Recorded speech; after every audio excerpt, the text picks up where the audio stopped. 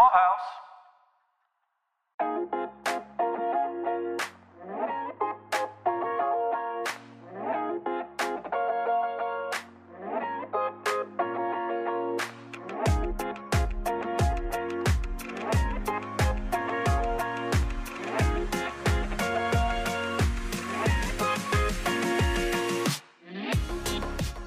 Welcome to Decorating the Set from Hollywood to your home with your hosts, Beth Kushnick and Caroline Daly. Welcome to Decorating the Set from Hollywood to your home. This is Caroline. Hey, Beth. Hi, Caroline. So we're approaching the halfway point of season 5 already, and I'm so excited for this week's episode. We're going to pull back the curtain on an important part of television and film. That's right. With this week's guest, my friend Andy Wheeler, we're diving into the world of production accounting. It may sound like a dry subject, but actually it's the position that's responsible for budgeting, how much money a production has or doesn't have. Can I feel like doesn't really right? affect my life. Oh my gosh, that's funny. You know, I'm so glad we got to bring Andy on because it is a dry subject to most of us just thinking about it. But I loved this interview. We talked about how in a 22 episode season of television, you used to be able to defer your overrun costs down the road, but then you'd have to get creative as you go along. Can you tell us some of your best or wildest fixes or workarounds from budget overruns, things that you had to bring from home or favors you had to call in? Well, I can't divulge every way in which I played mastermind with my budget from one episode to the next. It's gotten a lot harder when a TV series is only 6 episodes. But I used to, in the Good Wife, Good Fight days, do a lot of money hiding. The way we would do it is, we would charge something that was really for one episode or maybe 2 to another episode. We sort of always made it work. When you get down to running on fumes, all my vendors know at the end of a season, I may not have all the money that I need to make it happen, but everyone's so accommodating and they help me out greatly. That's awesome. So let's talk about this week's guest, Andy Wheeler. As you mentioned earlier, Andy is a production accountant. So I know that you and Andy met long ago and you have a long history.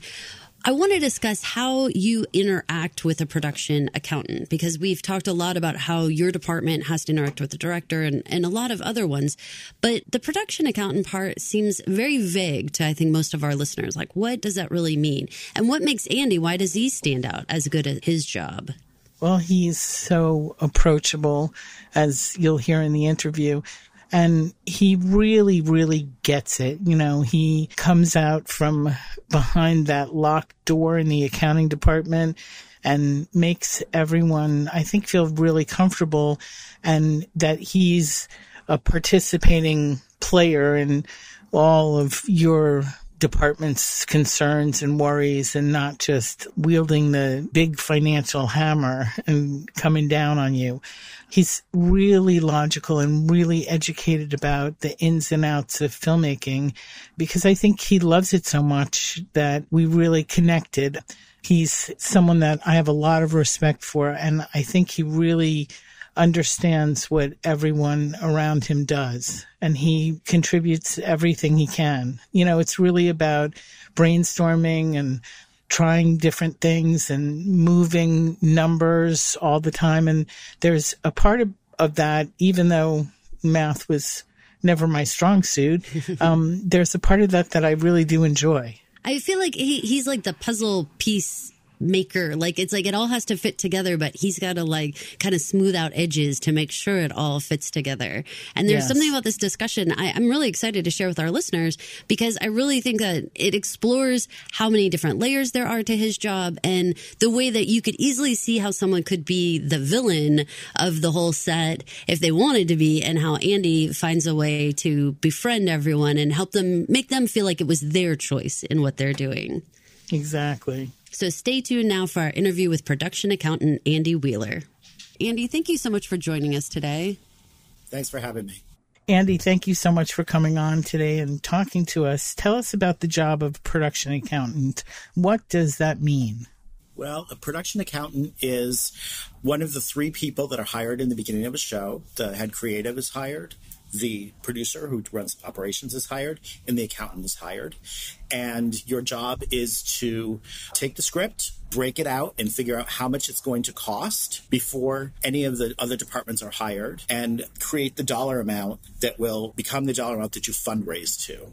So the production accountant is responsible for the financial operations of a show. They're responsible for business affairs. They're responsible for human resources. And they work with the producer and the department heads to create the film. So this is fascinating to me. Did you enter school thinking, okay, I want to be an accountant, and then just fell into the industry? Or is this something like you knew you wanted to get into the industry and this was an avenue for you to join? Today, most people go to college and they move into the industry. When I started, I fell into the industry by going to a temp agency. It was early in the 90s, 1991, and Fox Television was first starting. They paid minimum wage, and I needed a job. I went to a temp agency, and they said, will you work for minimum wage as an accounting clerk? And I said, okay, sure. And I got a job at America's Most Wanted, which was a kind of a hybrid reality television show where they did reenactments and they had news stories about real crimes. And that launched it.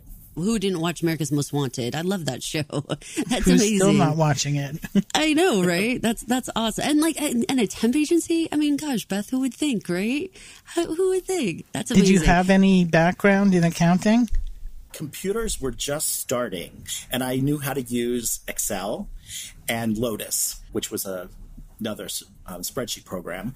And so my job was basically to file and to use a spreadsheet program. It was the very beginning of the industry. The industry and accounting was just developing because computers were just coming online. A lot of people still did accounting on spreadsheets. So during that transition, I was involved in it, so I was able to grow with the industry. Those were the days when I was writing my own check requests and purchase orders.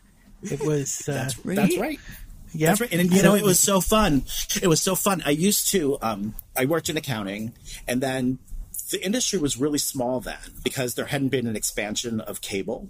They had MTV, but they didn't have the last 40 channels that had been added on. So it was a really small industry. And I went to the executive producer at America's Most Wanted, Lance Heflin, and I said, I really want to be a producer. And he said, well, why don't you go out and try one? And I went out and I learned to produce on America's Most Wanted, and I produced their little reenactments, and I produced host raps and that kind of stuff. And it gave me an experience that enhanced my accounting skills because all of a sudden I knew what it took to decorate a room. I knew how many people it took to move the furniture out and bring the furniture in. Or I knew what kind of location you needed to choose because you needed something that was bigger in order to shoot in it because there's a lot of crew in the room. So it was a great experience. That's amazing. Yeah. I imagine that you have to interact with every department in the show, especially like the set decorator. So talk to us a little bit about the involvement that you have or the level of involvement. Like, are you actually a part, especially now that you're telling us you have this background, do you ever suggest how, choices that people are making because of costs and budget? Or do you just have to be the one to be like, nope, you're going over or whatever and let them figure it out? Well, the studio hires a creative person, a finance person, and an operations person in the very beginning before a show starts. And you create the template of what the show is going to be. Once you've fundraised and you've financed your project, you start to hire your department heads. Your main goal as the accountant, once the fundraising is done, is to build the collaboration and to make sure that there is, that each of the departments are able to be their best creative person. So you don't really get into, no, you can't have that couch is too expensive.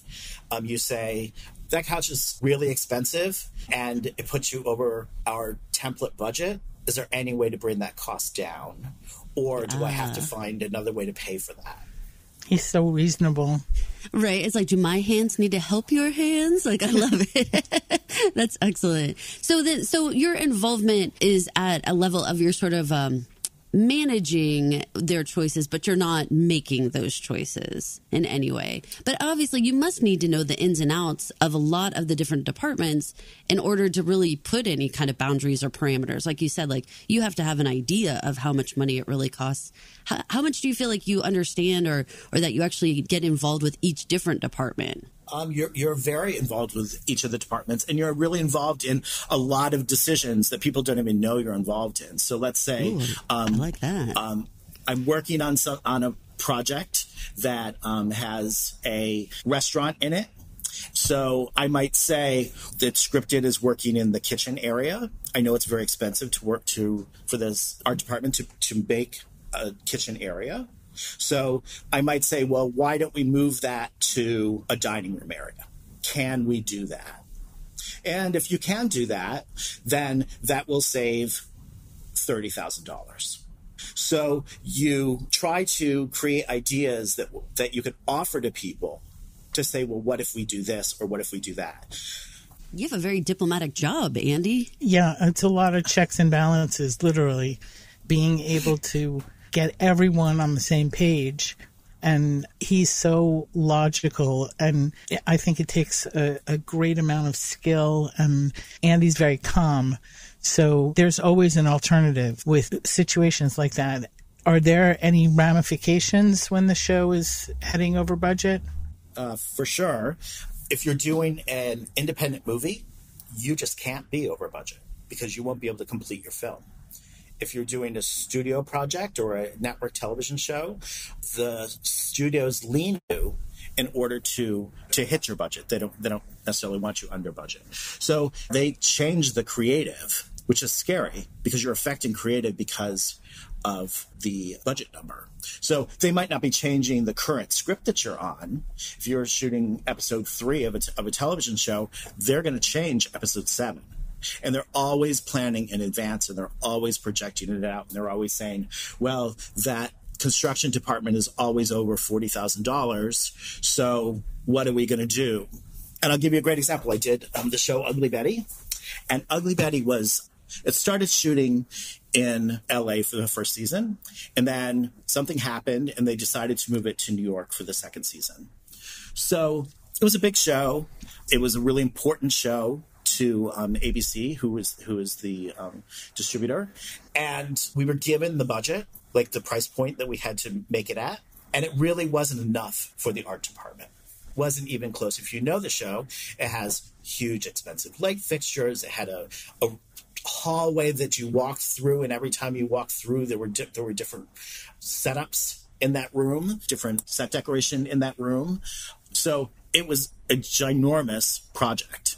So as soon as we started, everything was huge. And so by the time you're on episode 3 or 4, you know that you're going to be over, by the end of episode 22, you're going to be over $4 or $5 or $6 million. So you have to start saying, okay, well, what can we do to save $6 million, which is a huge amount of money.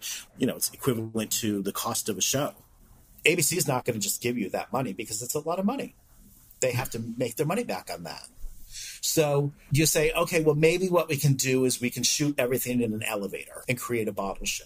Oh my gosh, that's so funny, Andy. I love that. I was like, it's time for the bottle episode where we all just stand in the elevator. That was save all your money. It's funny because today everyone knows about it because they talk about it. But It wasn't always that way. You always had to figure out, how are we going to do this? Maybe you shoot one less day. Here's a great thing that we did on Bear. We shot an entire episode seamlessly, no cuts. And you had to rehearse for it. It's a half-an-hour show, so I think we were budgeted for 4.5 days an episode. So we had 4.5 days to shoot it. And so we rehearsed it for 2 days, and then we shot the whole thing in 1 day. So you save 2 days of shooting or a day and a half of shooting, and it becomes a significant savings for the show. Wow. It's amazing because in the world of 22 episodes, as a set decorator, I always had this opportunity to put my overages in the next episode, and you coming upon episode 20 or episode 21, and that panic starts of how to get to your final number. It's so important. That's when you start bringing the stuff from home, Beth. Yeah, bringing stuff from home. Bringing in tables and blankets from home.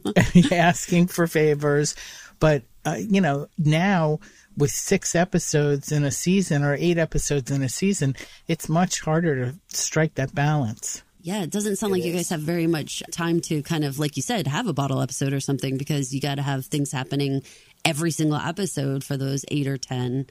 You got to move the story forward. So that's complicated. Andy, it strikes me that you must have a very specific type of personality for you to not have like the Darth Vader theme music following you around everywhere you walk, because people must be like, oh no, Andy's coming. Oh no, he's going to tell me something I have to cut. Like, how do you strike that balance of still being someone no one like hides from? You don't have to eat lunch by yourself, but at the same time, like, you got to keep everybody on task here and on budget. Well, that's so funny. I just did a project called The Border in Mexico. Unfortunately, it was a television pilot, and unfortunately it didn't get picked up. But I was at the production meeting where all the department heads go to talk about the script and talk it through before we go out and start shooting it, and talk about the locations and the problems that are going to exist. While everyone is mingling, waiting for somebody, the director comes in, and I was talking to the DP, and the director comes in and he starts talking, blah, blah, blah, blah, blah. And he turns to me and he says, "Hi, I'm the director, and we haven't met. And who are you?" And I said, "Hi, I'm Andy. I'm the controller of the show," which is a kind of a fancy word for the production accountant. And he looks kind of puzzled, like what that role is, who that is. And the DP says, "He's the guy who says no." Oh no. and while he's saying that, he lets go of my hand and he walks away. Oh no. With a little chuckle, of course. So so sometimes you do have to eat lunch alone. Sometimes you do eat lunch alone. And he's got to wear the t-shirt. Oh, That's no. right. That's right. The great thing is that if you are a collaborator and if you spend time outside of your office and going to other people's spaces and understanding what they do and understanding that Beth can't just like pull something from stock because the measurement of the sofa matters. I don't know that. I'm an accountant, right? So you have to go out and you have to communicate with people and you have to collaborate with them. And you have to say, well, why won't this work? Could you pull something and have them say, no, it won't work? Beth, I'm hearing the same type of advice, right? It's a rare situation. Usually the accounting office is off to some side of the production office or like the furthest away from the door. You walk in and there's always a ton of people shoved into a small space. Very rarely do they come out from under their numbers and their computer. And, it takes someone who really has an understanding of the workings of TV shows and movies to have someone who's willing to be that face forward of their department and talk to people, because it is so collaborative. It sounds like what we talk about all the time, what you tell all of our listeners about relationships and how important it is to not hide in your office and have everybody be scared of you, but definitely come out and learn what other people are doing and have those relationships. Andy, I don't want to toot Beth's horn for her, but I will. We know that Beth prides herself on not going over budget on a job. Surely there's been some bad situations. Sure. Well, look, it is my, every set decorator has their bent. I respect the budget being a pivotal part of the overall project. Like, you have to respect the script and serve the script. By saying I've never been over budget on a job, at this point I can tell them what a job's going to cost pretty much within $10. I don't want to go over budget.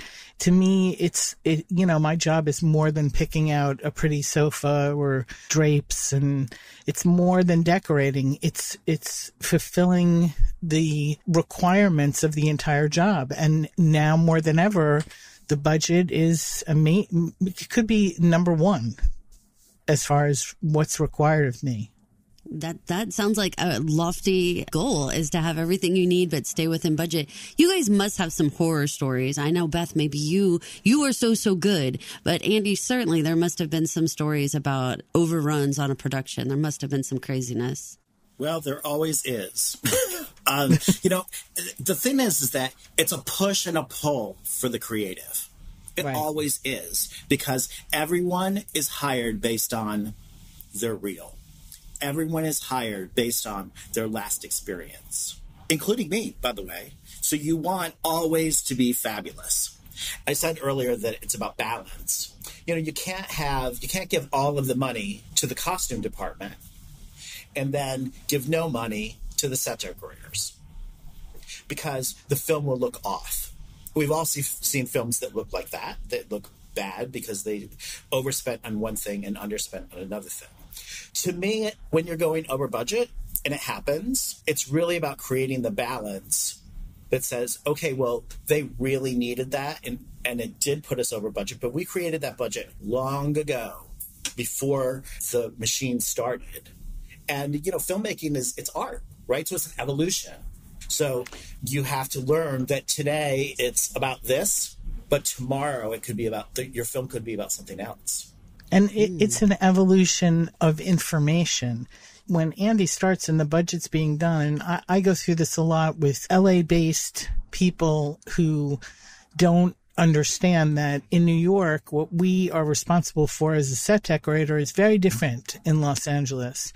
We even, many years ago, created a document that went through every category you could think of, from appliances to street dressing to greens to all kinds of areas that the set decorator here is involved in. And in Los Angeles, it's very different. In Los Angeles, the locations department is responsible for some things that Set Dec in New York is responsible for. And the Teamsters are responsible for picture cars, where the prop master here is responsible for them. And when a job is budgeted in LA, they come here and they have like 3 set dressers for the whole job. And once we start to provide that information, and once things materialize and get clear, it evolves again to usually adding, not subtracting. So right, always adding. Yeah. Well, in New York for sure. In New York for sure. Always, right? New York's always so expensive. Andy, are you involved with like the initial budget on a job? Like, do you sit down and try to do that long before you even get on set? Always. I prefer to you can be hired after the initial pass budget is done, but I prefer to be hired and do the initial budget and then do the show afterwards. So just because it's easier if you were involved in that initial process. Beth is making a great point that if an LA producer does a budget for New York, they don't understand that it's a much bigger thing to move in New York. So it takes more set dressers to move. They do additional work. So they don't understand the scale of what that is. And then when they get to New York, they're shocked because they're like, well, this puts us over budget. And of course, producers are very concerned about that because you're one of the 3 people that's hired by the studio. So you're one of the 3 people who's yelled at by the studio, right? Yeah. So you don't want to be yelled at.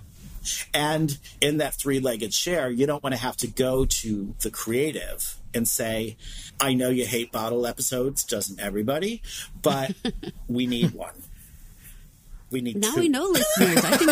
I think that's super interesting. And I'm glad our listeners are getting a chance to hear that. Like when we see a bottle episode now, all of us, we're in the know. We can say, oh, they're having a little budget issue. Now I see why they're doing that. Like, I love that. That's a real behind the scenes little bit of info that I didn't ever know why they did a bottle episode. So that's fascinating. It's really important. Every department has to acquiesce and every department has to pitch in. What Andy's saying is the balance overall, and especially the visual balance between the art department, set decoration department, costumes, DP, and locations is really important, because if one stands out, the audience is so trained now and so acute and watching things and binging everything and going back and looking for mistakes. You really Can do you tell notice Beth it. thinks about this, Andy? Well, I hear from all of you. Well, it would torture me. Oh yeah, it's so hard to watch. When something like that happens, when we know it's coming. I did the show High Fidelity in Chicago, and I'm doing Bear, which also shoots in Chicago. So people who I worked with in the late 90s are calling me and saying, hey, you want to go out for dinner or whatever. And the set decorator, Larry Lundy, called me and said, Andy, I want to take you to dinner. And I said, sure, blah, blah, blah. And we chatted, and he said, I want to tell you, he's a professor, I think, at Northwestern now. And he said, I want to tell you that you told me one of the most important things of my career. And I was a little shocked because, he's been around a long time and he became a production designer and whatnot. And he said, you told me to stop giving the number that I thought that the producer wanted to hear and to give the number that was the real number. Yep. And it's such an important lesson. And he said that he teaches it in his class because it's so easy for a creative department head to say, okay, I'll do it for the $50,000 that you said I had. And then it becomes impossible. And because it becomes impossible. Yeah. And you don't look good. It's a hard pill to swallow, but I am always telling them realistically, this is what it's going to cost. Even if I bring stuff from home, even if I get favors. I love that part. And that's really smart, Beth. That's really smart because you want it to be successful, the project as a whole. Of course, you want your own department to be successful, but you want it to be a hit, Yeah. So how do you do that? How do you make sure that everybody knows in advance this is really what it's going to cost unless we change something? Beth, my favorite story you've told our listeners is how when you were looking for the tchotchke kind of side in The Good Wife, how you went to the pottery studio and asked for anything that was never picked up. And so they just gave you these odds and ends pieces of pottery that you could put in Alicia's, I think you said bathroom or on her nightstand or something that looked like her kids had made them. Yeah. And that was so smart. So smart. I can imagine stuff like that, where you get things like that for free and you can, just kind of figure out this way more creative way. Andy, for you, how do you deal with those types of issues when you have to get real creative? There must be challenging issues all the time. Does it tend to be like big star salaries or unions, or what tends to be your challenge area? When you're a production accountant, you create that budget, but really you're creating a template for the show. If you say there's going to be 10 set dressers a week, then you have to watch for the anomaly and see why you're working with 15. And it can be a real challenge because you have to manage it away, with all of the tools, all the other managers on the show, all the other department heads. So the star salaries, the bigger the star, the more money you have because you're able to fundraise for more money. The more challenging projects are the projects that don't have stars attached or have a star who doesn't bring money, who isn't sellable in the foreign market, is a name but isn't sellable for a show. Those are the harder projects to do because you have less money always. But they're a name. So you have to give them a reasonable amount of money for them to do your show because nobody wants to do it for free. Lots of shows that are independent movies will have a few people who will make $250, and then they'll have They'll have 2 or 3 people that make $250 or $150, and then they'll have a bunch of people who will make scale SAG salary, which is like $5,000 a week or $1,000 a day. So superstars will come in and work for that weekly salary if it's a big enough stars for the other categories. But if you have a B-level star in your main role, it's going to be hard to get other people to sign on. The name stars are not going to sign on for somebody who has a lower star level, I guess. It's very difficult because the agents run them all. It's amazing how many details you have to be aware of. Andy, I know you have credits as a producer and production manager. Is that a natural transition from accounting? Is it's something you're looking to do more of in the future? Producing is a very different role than an accountant role. I love being an accountant. I love being a collaborator. I love making films. I love making television shows. I particularly love pilots. I love creating that template that becomes something that lasts for 5 or 20 years.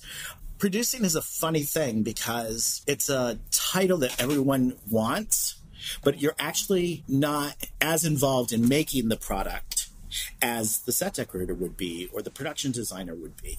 Hence the concept that sometimes we joke about producers' credits being given out like Pez. They're easily gotten. The real nuts and bolts is the production accountant. Through the years, I'd say some of my best friends in the film business are production accountants because it's just that I love the way they think, the logic and the organizational mind really speaks to me. Well, that's nice. Thank you. You're also welcome. With the job comes a lot of really difficult, high-level processing bookkeeping. It's a big part of the job. So, once all of the fun stuff is done, then all of a sudden you're responsible for paying all the bills and spending millions of dollars and managing the cash flow of that for the next 10 or 20 or 40 weeks. And it's a very stressful job and a really responsible job. So it's nice to have allies. I mean, always for a set decorator to have an accountant as an ally, think about it. I mean, our job is demanding, and vendors and things that we have to procure.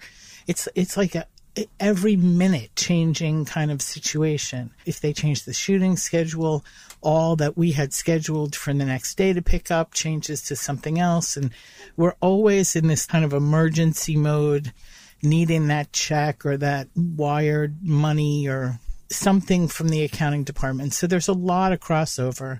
It's so important to have someone who really understands what you're trying to do in the time that you're trying to do it.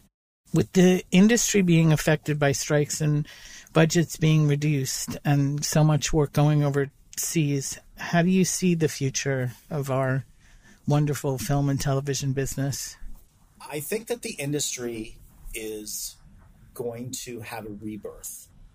It's scary and it's exciting at the same time because there's an evolution right now where I believe more films are going to be made. And I think that that's really exciting because lots of people do television because it's a long-term job. But there's so many people that are in the industry because it is the arts. They want to create that one film.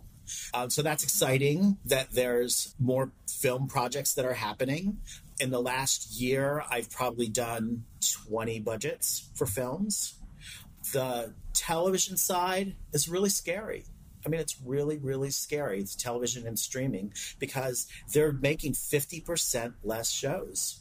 And that means that 50% of the people are not going to work, or whatever, 30% of the people are not going to work and are going to be leaving the industry. And we haven't even gotten yet to the bankruptcies. I see big companies going bankrupt, selling, consolidating, and that's scary. But I think that whenever there's adversity, there's creativity. Netflix has a division that does independent romantic comedies, basically. So they're making Lifetime movies. It's really easy and fun and everybody's working. It's great that they're making all of these products, but there aren't that many people watching. And so we need to drive people to watch the shows, and we do that through innovation. And that's exciting to me. I love that, Andy. I know that you, like Beth, have a long history in the industry. So from your point of view, how do you think the business has changed the most? We talk a lot with Beth about the days of beepers and trying to, use like payphones and stuff to like reach people. So how has your job changed the most, do you think? I love that Beth remembers all those things because I remember them too. And I love those days. But yeah, we're not old.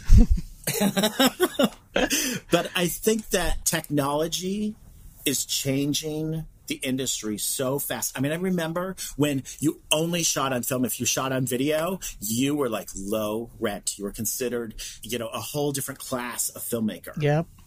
And today, everything is digital. I think I've shot film once in the last 5 years. And it wasn't a great decision, by the way, on the film that we shot film on. I think that the technology evolution is happening. I think that the accounting business has changed because the bookkeeping has become more streamlined. And that means that the work is a little bit easier for us because we've divvied it up to some of the departments to handle.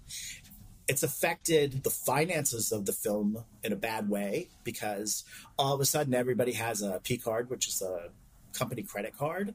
But that by them using that stops me from being able to manage the cash flow of the film.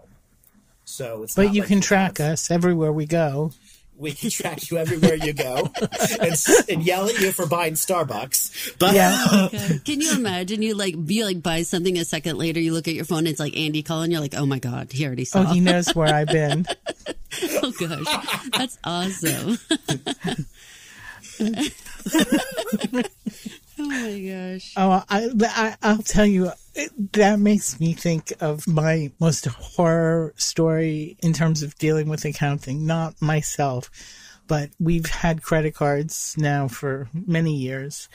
And of course, you're carrying around your credit card and the production's credit card.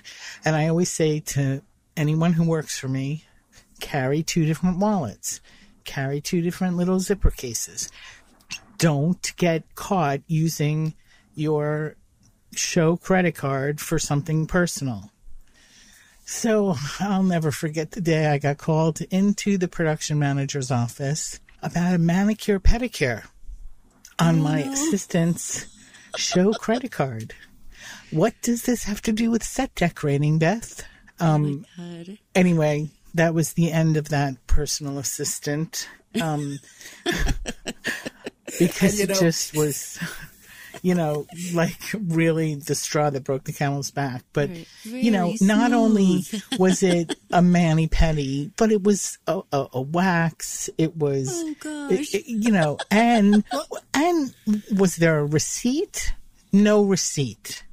So, it was the days in which you had to produce receipts for everything. Now everything is online. You don't keep any of those receipts anymore. You load them up online. But of the one thing that I said, the simplest thing, of course, didn't happen. And that was like one of my most embarrassing moments that involved a production manager and accountant. Well, I think that that's hilarious because every project, whether it's a studio project or an independent project, every project is set up as its own company. Right. So, and this is like nerdy, but the reason why they do that is because if that company is sued for whatever reason, it's a standalone company, so there's no assets attached to it. So because of that, and because of the freelance nature of the film business, there's a lot of things that happen that are, not nice things. There's a lot of theft. There's a lot of corruption. There's a lot of things that there are checks and balances put in place to stop from happening because, you want to spend the money on your film. The credit card business is one of the things that was a big problem for so long because people would buy stuff and return it and get a credit, a gift card and all kinds of crazy things used to happen. And that's how they stopped it, was saying, okay, well, we're going to give P cards. And then you have all of this stuff that happens. And by the way, lucky that it was only a mani-pedi. I've seen much, much crazier I'm things. sure you have. So lately in the news, is a lot of negativity and just a lot of drawing to attention the tax incentives happening in many different states trying to bring film production in. Are you in favor, or do you think in the end it doesn't really make a difference? I've been around since the 90s. And in the early 2000s, we had what everyone called runaway production. And basically what happened was it was cheaper to make a show in Canada than it was to make in the United States. And every project was going out of the country. So, like a good citizen that I am and crazy person, I wrote letters to every single congressman and senator saying, please tax films when they come back into the country. And I did that because if you make your film in France and then you distribute it through Disney, the only tax that they have when it comes back in is the cost of that film. Not the cost of making the film, the cost of the film. So maybe it costs $5,000 to purchase that film. So there's no tax when it's imported. So when I wrote the letter, I wrote thinking that somebody could hear me and they would start making an import tax on films that got made out of the country and then brought in and distributed by us. Because it's one of the only industries that the United States owns, music and entertainment. We own it. A year or two later, incentives started happening. And that was amazing because it essentially did the same thing. It gave money to the projects to bring the cost of the films down. And it's significant. It's 30%, 25%. Some states are 40%. It made us more competitive as a country. And that was great. Here we are. The states are not in such great financial health. And there are a number of delays that are happening to give the money back to the films. So instead of getting your money back in a year, it might take 5 years to get your incentive back. And what's happening is that incentive, the studios don't have bank loads of money. They take loans and they sell bonds, and that's how they cash flow it. So when they cash flow those incentives, now they're paying 7 and 8% for 5 years on the money that's being given back by the states. So they're losing 40% of their incentive money to loans. And it's hurting us a lot. It's really hurting us. It really is. So, and it's stopping films from coming to states like New York, who slowed down the return. That's big. And if you're working like in Mexico, they refund your VAT tax, which is like just your tax. The same thing happens in Canada. So you fill out a bunch of forms and you send them in, and 6 months later, they give you the cash back. That delay is only 6 months compared to 5 years. That's Is big. there anything that can be done to get them to speed up the process? We're all working on it. You know, I have lots of meetings with studios about it. I have lots of meetings with producers about it to say, well, how can we speed it up? Part of it is a funding issue, and even though the states might have approved it, they are not funding that program yet, so there's a delay in it. So that can happen. Part of it is they create a bureaucracy in the review process to purposely slow it down. So, you try to work on that. But what I am experiencing is that states are being denied, and it's crazy. It's great, particularly states like New York and New Jersey who have competing rebates. It used to be Hawaii and Puerto Rico had competing rebates. Puerto Rico stopped doing their incentive. They're trying to get it back, but they stopped.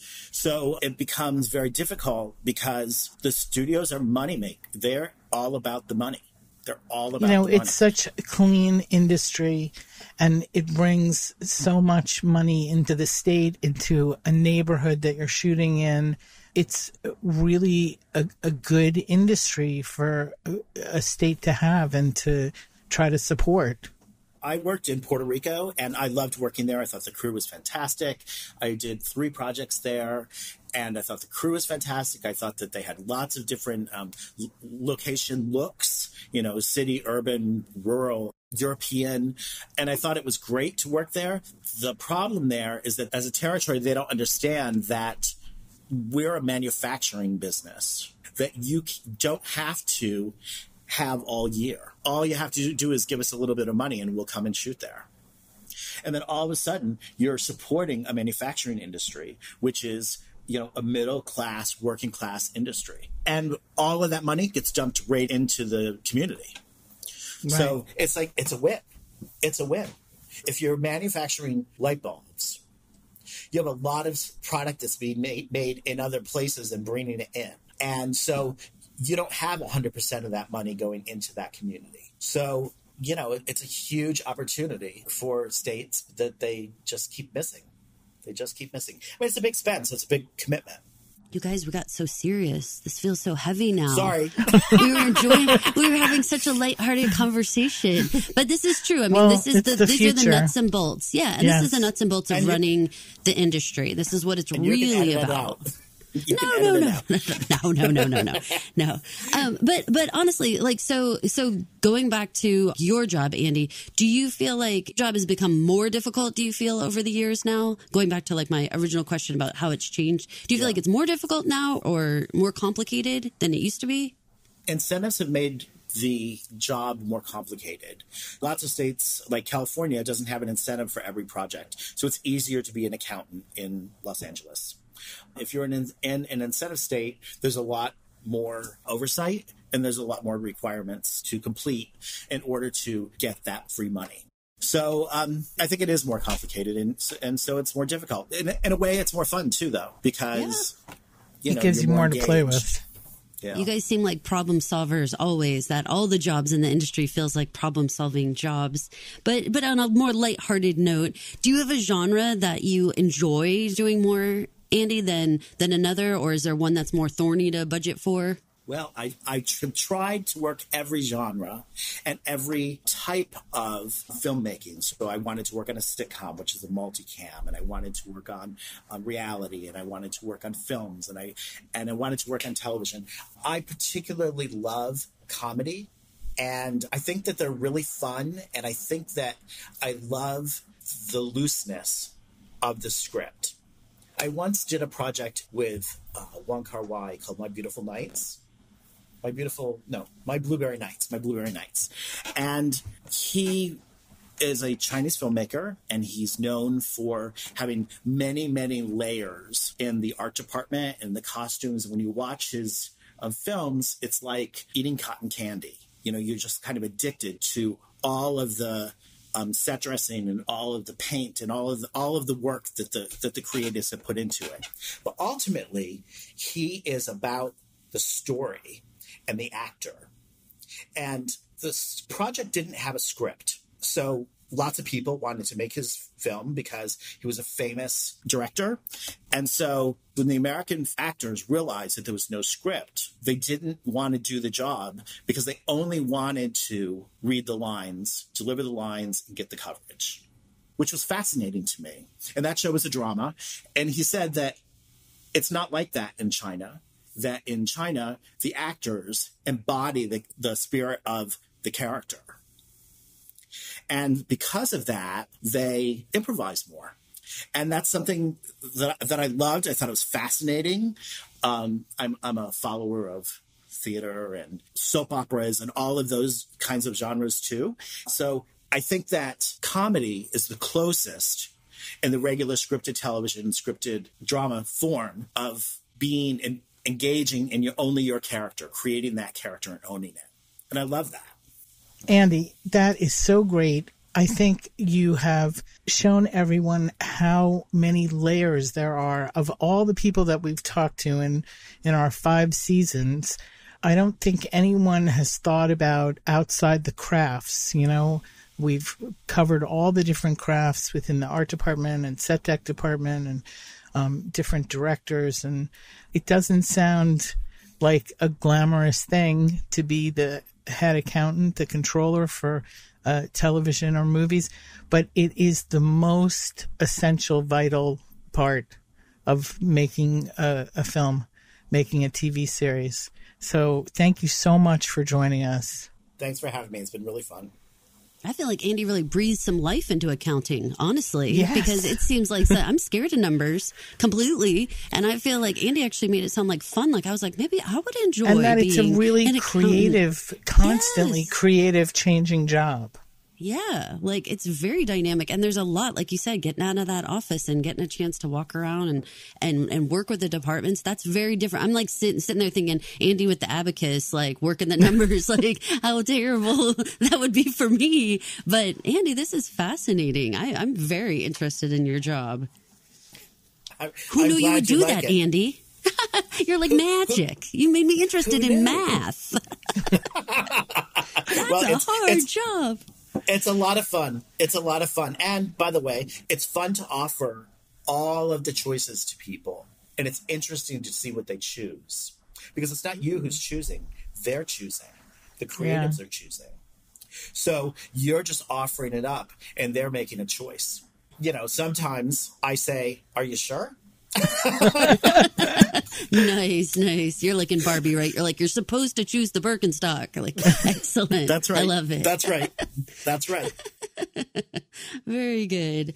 Andy, thank you so much for talking with us today. You certainly gave us a different glimpse behind the curtain here and let us know how these movies and TV shows are made. I know we're all going to look at bottle episodes differently, right, Beth? We're going to be like, oh my gosh, we know what's going on in this production. So that's amazing. But thank you so much for joining us today. Thank you. A big thank you to Andy for making time to speak with us and deep diving into accounting, into production, how it starts. You know, it's so fascinating. He's on the job very early and he sees the whole thing come together, and he is a major player and a participator in everything that we do. And now with budget constraints and time constraints, his job is even more critical than ever. So I thank him for joining us. He was a fantastic guest. We're so happy he got to join us. And I hope our listeners got some different ideas maybe for their own career path or some new appreciation for how much goes into making a television show or film. That's going to do it for this episode. Thank you all for listening. Don't forget to rate, review, and subscribe to Decorating the Set from Hollywood to Your Home at Apple Podcasts, Spotify Podcasts, or wherever you listen to podcasts. Please leave a 5-star review. It helps a lot in promotion of the show. 5 stars, people. Thanks for listening. Decorating the Set from Hollywood to Your Home is an original Pod Clubhouse production, recorded, edited, and produced at Pod Clubhouse Studios. For more information, please visit us online at podclubhouse.com. Don't forget to rate, review, and subscribe to Decorating the Set at Apple Podcasts or wherever you listen to podcasts. Thank you for listening.